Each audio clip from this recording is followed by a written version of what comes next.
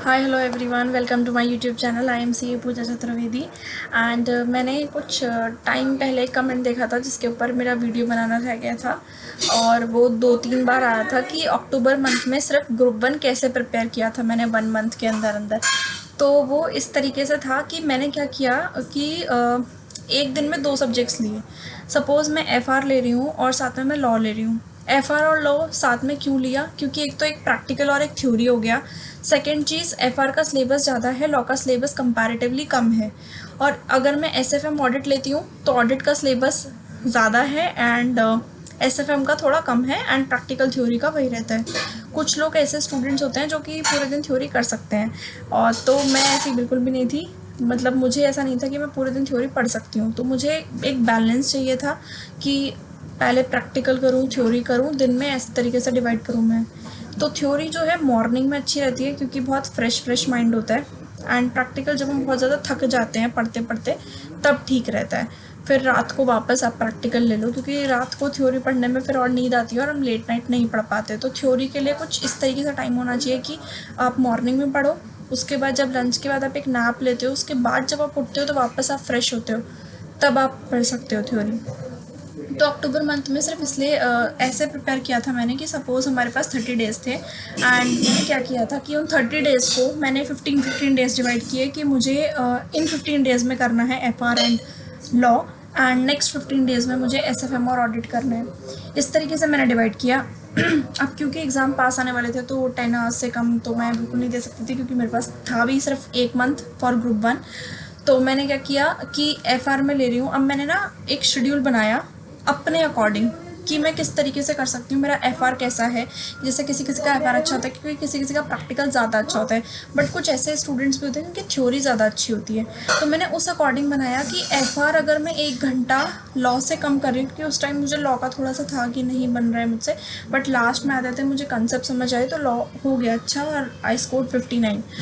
तो एफआर का मैंने एक बनाया, मैंने एक 8 डेज़ का शेड्यूल बनाया था एफआर का एंड लॉ का भी 8 डेज़ मैंने 16 डेज़ इसलिए दिए कि एक दिन का ग्रेस दिन देके चलते हैं क्योंकि अगर कुछ कुछ दिन ऐसा होता है ना कि पढ़ाई नहीं हो पाती या जितना हम सोचते हैं उससे कम पढ़ पाते हैं, तो उसके लिए मैंने एक दिन एक्स्ट्रा दिया था। तो वो 16 हो गए थे एंड 2 नवंबर तक 3 नवंबर तक फिर मेरा वो चला था क्योंकि तब दिसंबर में एग्ज़ाम थे। तो इस तरीके से मैंने किया। मैंने एफआर में सबसे पहले ए कैटेगरी वाले चैप्टर्स किए, फाइनेंशियल इंस्ट्रूमेंट किया। फाइनेंशियल इंस्ट्रूमेंट को मैंने दे दिया 2 दिन क्योंकि अब मैं अच्छे से इसको 2 दिन लगातार पढ़े जा रही हूँ। तो मैंने क्वेश्चंस हाथ से लिख के भी प्रैक्टिस करी इसमें। और थोड़ा बहुत ये है कि आपको पहले से बेस क्लियर होना चाहिए। अगर बिल्कुल ही फ्रेश स्टार्ट कर रहे हो कि पहले कभी देखा ही नहीं है फाइनेंशियल इंस्ट्रूमेंट होता क्या है, तो वो 2 दिन में बिल्कुल पॉसिबल नहीं है। मैंने क्योंकि एक बार देख रखा था जब मैंने जुलाई में एग्ज़ाम दिए थे, तो हालांकि मुझे ज़्यादा कुछ याद नहीं था बट स्टिल एक बेस था, मटेरियल था मेरे पास और मैंने कोई क्लासेस नहीं ली थी, यूट्यूब के थ्रू ही पढ़ा था। तो फाइनेंशियल इंस्ट्रूमेंट के लिए वीडियोस प्रतीक जगाती सर की मैंने देखी थी, उससे मैंने वो किया था और वो काफ़ी लंबी थी। तो एक आईसीआई भी फ्री कोचिंग्स प्रोवाइड करता है, तो उस टाइम ना बहुत सारी फ्री कोचिंग भी आई थी। तो अमित जैन सर हैं, उनकी मैंने ली थी। बाकी सारे टीचर्स के तो मुझे इतना आईसीए का इंस्टीट्यूट का मतलब नहीं समझ आया था, बट अमित जैन सर ने बहुत अच्छे से पढ़ाया था फाइनेंशियल इंस्ट्रूमेंट। बट क्योंकि मैंने बहुत टाइम पहले पढ़ा था तो मैं भूल चुकी थी अक्टूबर तक। बट हाँ, कहीं ना कहीं थोड़ा सा था मेरे साथ था कि मुझे पता था कि आइडिया था कि कौन सा चैप्टर मुझे अच्छा लगता है, इसमें कौन सा नहीं होता मुझसे, कौन सा इंडेक्स मुझे ज़्यादा परेशान करता है। तो बिज़नेस कॉम्बिनेशन कंसोलिडेशन वो मैंने जय चावला सर का फास्ट ट्रैक बैच था उसके लिए, उससे मैंने थोड़ा सा लिया था क्योंकि मेरे पास पूरा डिटेल में पढ़ने का टाइम नहीं था।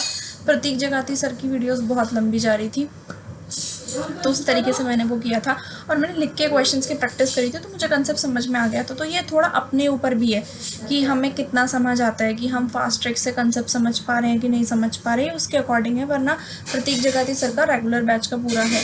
फिर इंडेक्स 115 में मुझे प्रॉब्लम थी, उसके लिए मैंने प्रतीक जगाती सर की वीडियोज़ ही देखी और उसमें उनका पूरा रेगुलर बैच का पूरा डिटेल्ड है।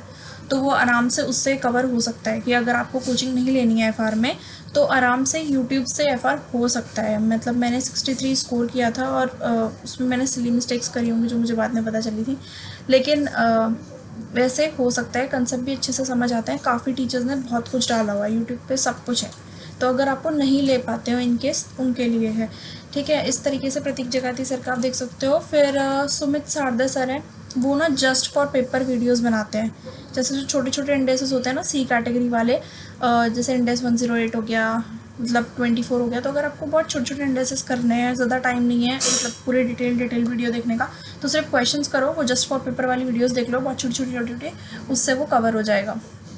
तो मैंने इसी तरीके से वो 16 डेज़ में FR और साथ में लॉ के लिए मैंने जो बुक रेफ़र की थी वो थी अर्पिता तुलसियान मैम की।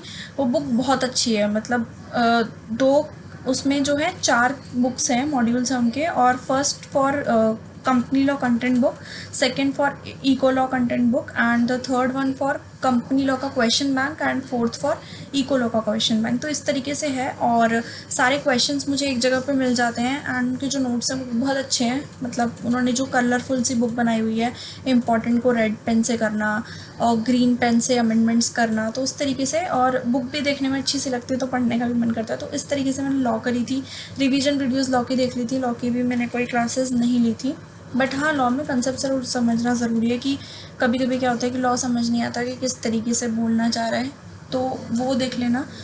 यूट्यूब पे काफ़ी वीडियोस मिल जाएंगी। अर्पिता मैम भी खुद यूट्यूब की जो है, जब लास्ट के दिन आते हैं तो उसमें कंपनी लॉ का एक पूरा रिवीजन सेशन होता है 8 आवर्स का, ऐसे ही इको लॉ का होता है 7 आवर्स का, तो उससे पूरा रिवीजन वगैरह भी हो जाता है। बाकी अगर बुक है तो उनकी बहुत अच्छी बुक है अर्पिता मैम की। FR के लिए मैंने बता दिया कि किस किस फैकल्टीज़ का, तो FR का स्टडी मटेरियल मैंने फॉलो किया था, स्टडी मटेरियल के सारे क्वेश्चन किए थे। और फिर मुझे ना ये था कि RTP MTP मैं सब एक एक PDF खोल रही हूँ, अलग अलग कर रही हूँ। तो मैंने क्या किया था, जय सर का कंपाइलर ले लिया था, जय चावला का। उसमें स्टडी मटेरियल के क्वेश्चन नहीं थे, बट हाँ RTP MTP past year papers, तो जो भी न्यू सिलेबस के आज तक जितने भी पास्ट एग्ज़ाम पेपर थे, जितने भी RTPs थी, जितनी भी MTP थी, उसमें उस मेरे अटेम्प्ट से लास्ट अटेम्प्ट तक की सारे क्वेश्चंस थे। तो मुझे एक जगह पे सब कुछ मिल गया था, स्टडी मटेरियल मेरे पास था ही, तो अब तक के सारे क्वेश्चंस मेरे प्रैक्टिस। तो वो, और उसमें भी जब मैंने फर्स्ट रिवीजन किया था तो मैंने मतलब क्वेश्चन मार्क कर रहे थे कि एग्ज़ाम डे पे ये वाले मुझे लिख के करने हैं, क्योंकि ये वाले क्वेश्चन हैं जिनमें जो मैंने छोटे कंसेप्ट पढ़े हैं वो भी सब इंक्लूड है। तो मुझे ये नहीं कि मैं छोटे छोटे क्वेश्चन से वापस शुरू करूँ, तो मार्किंग बहुत ज़रूरी है। अगर टाइम कम है तो हमारे पास एक ऐसा कुछ मार्किंग होनी चाहिए, कुछ इंपॉर्टेंट या कुछ ए कैटेगरी, कुछ ऐसे चैप्टर्स की जो हमें तब समझ नहीं आए थे, बट लास्ट में हमें ज़रूर लिख लिख के करने हैं, क्योंकि इनमें हमें टाइम लगा था और लिख के बहुत ज़रूरी है। फिर जब ये 16 डेज़ हो गए, मैंने जैसे तैसे कर लिया था और मुझे कंसेप्ट भी समझ आ गया था। फिर मैंने उठाया था SFM और ऑडिट। हाँ, SFM मैंने क्या किया था, SFM की ना मैंने बहुत टाइम पहले कोचिंग ली थी, मतलब 2018 में, और अटेम्प्ट था, तो ये मेरी मिस्टेक थी, ये की कोचिंग ली थी मैंने ये, बट मुझे उसका कोई फ़ायदा नहीं हुआ। मैं सब भूल चुकी थी, मुझे कुछ भी नहीं याद था, और फॉरेक्स तो मेरी जान ही खा रहा था, फॉरेक्स डेरिवेटिव। तो मैंने क्या किया, इसके लिए प्रतीक जगाती सर की मैंने वीडियो देखी, 3 या 4 घंटे की वीडियो है। तो वैसे डिटेल वीडियो ज़्यादा देखना सही है अगर पहले कभी नहीं पढ़ा हो, बट उन्होंने इस तरीके से समझाया था कि मुझे चीज़ें समझ आने लगी थी, क्योंकि मैं प्रैक्टिकल पोर्शन थोड़ा सा अच्छा है मेरा, इसलिए मुझे थोड़ा सा समझ आने लगा था।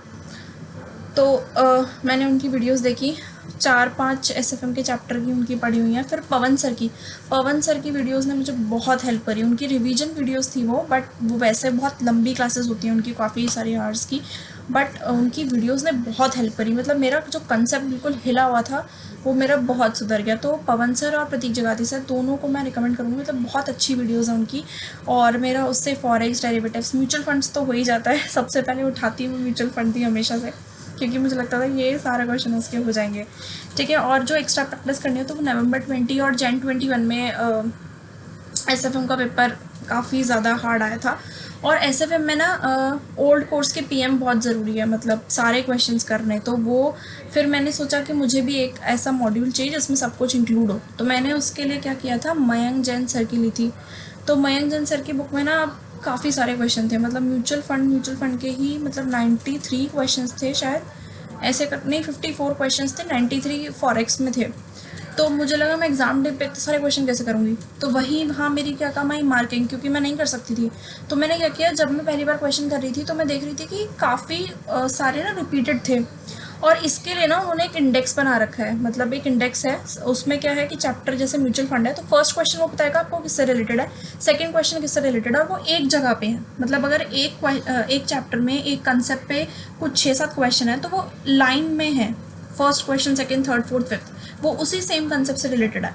अब उसमें जो एक ऐसा क्वेश्चन हो जिसमें मेरे पुराने 4 क्वेश्चंस के भी, प्रीवियस 4 क्वेश्चंस के भी कंसेप्ट इंक्लूड हो, मैं वही वाला फिफ्थ कर लेती हूँ, तो मुझे 1 2 3 4 में टाइम वेस्ट नहीं करना पड़ेगा। तो मैंने इस तरीके से मार्किंग करी उनके इंडेक्स में, उनका इंडेक्स ने वो चीज़ में बहुत हेल्प करी, क्योंकि मुझे पता चल जाता था कि ये क्वेश्चन है तो ये इस कंसेप्ट पे है और इस पर मैं इतने सारे क्वेश्चन प्रैक्टिस कर सकती हूँ या कर चुकी हूँ इन पे ये वाले क्वेश्चन, या कौन सा मेरा कंसेप्ट ज़्यादा हिला हुआ है।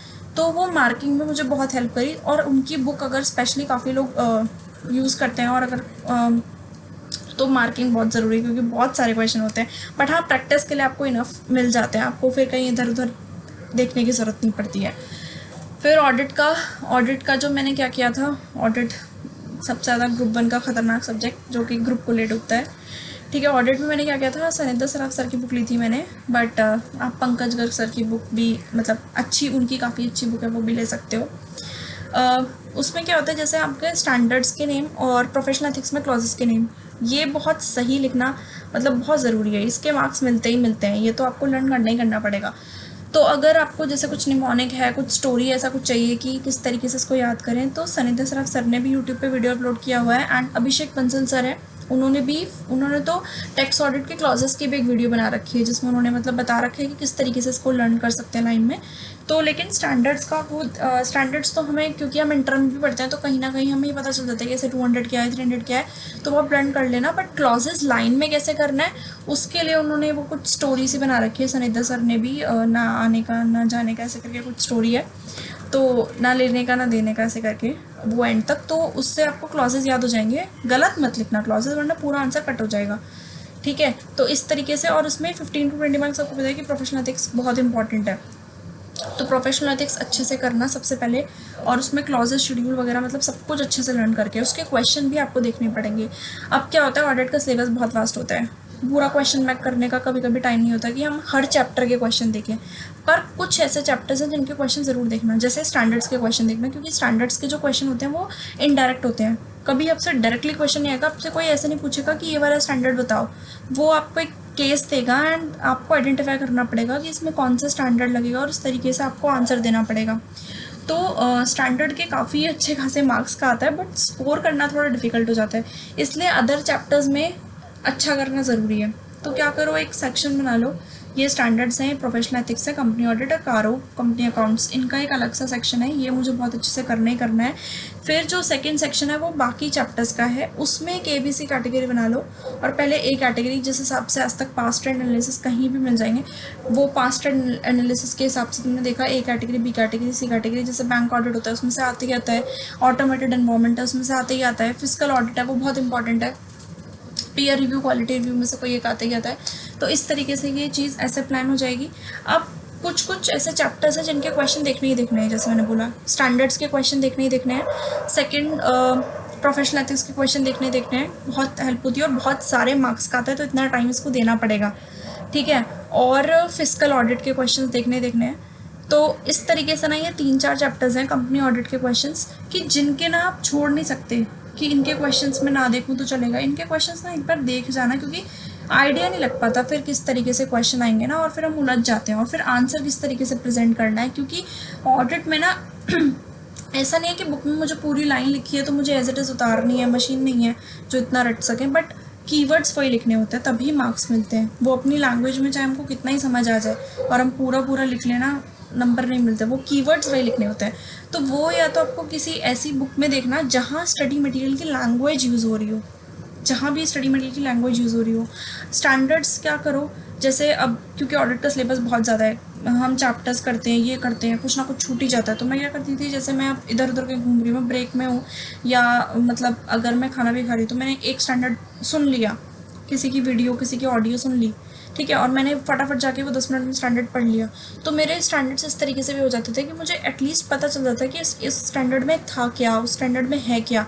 फिर जब मैं एक साथ अगर स्टैंडर्ड करती रहूँगी तो बहुत मोनोटोनस हो जाएगा और मतलब फिर मुझे लगेगा इतने सारे चैप्टर्स हैं ये है, तो ऑडिट को थोड़ा सा वो 8 डेज़ में, मेरे लिए वो 15 डेज़ में कंप्लीट करना मुश्किल था, साथ में एसएफएम के। तो मैं अपने अपने अकॉर्डिंग कि मेरे स्ट्रेंथ किस सब्जेक्ट में है, मेरी वीकनेस किस सब्जेक्ट में है, उस हिसाब से मैं नंबर ऑफ़ आवर्स दे देती थी। इक्वल नहीं, बट जैसे मेरा एफआर में मुझे अच्छे से समझ आता है और मुझे लॉ में थोड़ा सा लगता है कि टाइम, तो मैं वो लॉ को ज़्यादा टाइम दे दूंगी, एफआर को थोड़ा कम दे दूंगी। ऐसे ही मैं एसएफएम ऑडिट के साथ करूँगी, ऑडिट को ऑफ कोर्स ज़्यादा टाइम दूंगी बट एसएफएम को थोड़ा सा कम दूंगी। बट मैं एक दिन में दोनों थ्योरी या दोनों प्रैक्टिकल नहीं ले सकती, क्योंकि शुरू शुरू में तो मुझे मज़ा आएगा अगर मैंने दोनों प्रैक्टिकल ले ली, क्योंकि मुझे वो अच्छा लगता है, या जिसको थ्योरी अच्छी लगती है उसने दोनों थ्योरी ले ली तो सही लगेगा। बट एक मतलब ये हो जाएगा कि फिर आप जब दोबारा प्रैक्टिकल उठाओगे ना, तो फिर आपको मन करेगा मैं अपने वही चैप्टर को उठाऊँ, या फिर जिसको प्रैक्टिकल सब्जेक्ट ज़्यादा पसंद है वो एकदम से थ्योरी मतलब प्रैक्टिकल सब्जेक्ट के साथ कर लेगा, फिर उसको थ्योरी के पूरे दिन करना बहुत मुश्किल हो जाएगा। तो इसीलिए इस तरीके से बनाना कि एक मेरा सब्जेक्ट जो कि काफ़ी बड़ा है, जिसका सिलेबस ज़्यादा है, उसके साथ में एक छोटे वाले थोड़े कम सिलेबस वाले सब्जेक्ट को लूँ, और इस तरीके से एक थ्योरी एक प्रैक्टिकल लूँ। 2 सब्जेक्ट से ज़्यादा नहीं लेना चाहिए वैसे दिन में, ठीक है। इस तरीके से ग्रुप 1 के आप बना सकते हो। और इसी तरीके से मैंने अक्टूबर मंथ में कुछ नवंबर के 3-4 दिन एक्स्ट्रा लगे थे, और उसमें मैंने प्रिपेयर किया था ग्रुप 1, क्योंकि मेरा पहले से थोड़ा बहुत बेस था, मेरे पास मटेरियल रेडी था।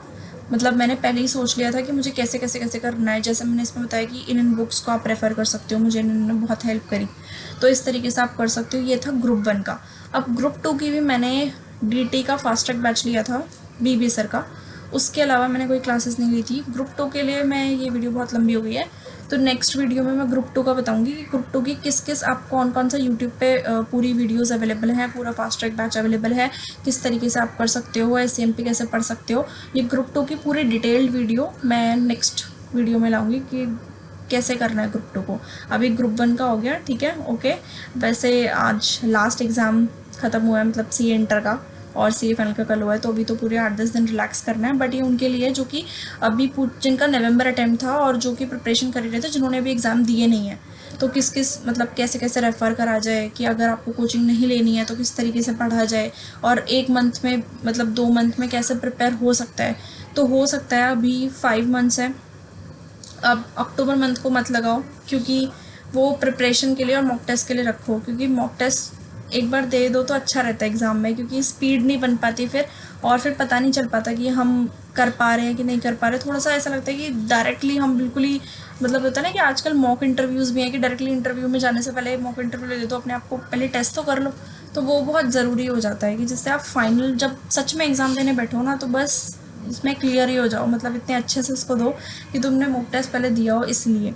ठीक है, तो अक्टूबर मंथ को काउंट मत करो, बट अपनी प्रिपरेशन अच्छे से चालू रखो। जिनका नवंबर अटैम्प्ट है, ठीक है, इस तरीके से करना। और जिनका मई अटैम्प्ट है उनको तो, जिनका मई अटैम्प्ट में अभी एग्ज़ाम्स दिए हैं और उनका एक ग्रुप पेंडिंग है, एक के दिए हैं, वो तो भी 8-10 दिन का पहले रिलैक्स करो, उसके बाद शुरू करना। ठीक है, okay, bye bye. Second video में मैं अभी ग्रुप 2 का बताऊँगी। Okay, thank you.